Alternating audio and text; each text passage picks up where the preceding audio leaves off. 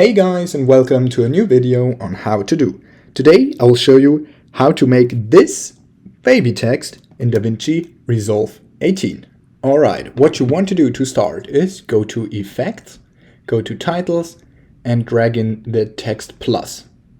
Here you go. Then you can just edit the text plus however you like. For example here, customize the title. Let's go with wavy. And change the font to whatever you actually like. I'll just stick with it. Then decrease the size a bit, maybe like this. Okay, now to add the wavy effect, go back to Effects, go to OpenFX, and then search for waviness. Then just drag this on top of your clip, let go. And now if you let it play, it looks like this.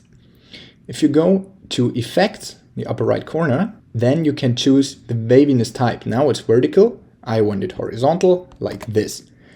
Now if it's too fast for you, you can just decrease the speed a bit and also the scale a bit, like this. And this is your end result.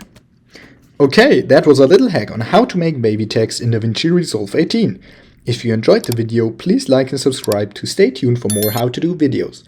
If you have a video suggestion, just let me know down in the comments. See you guys soon.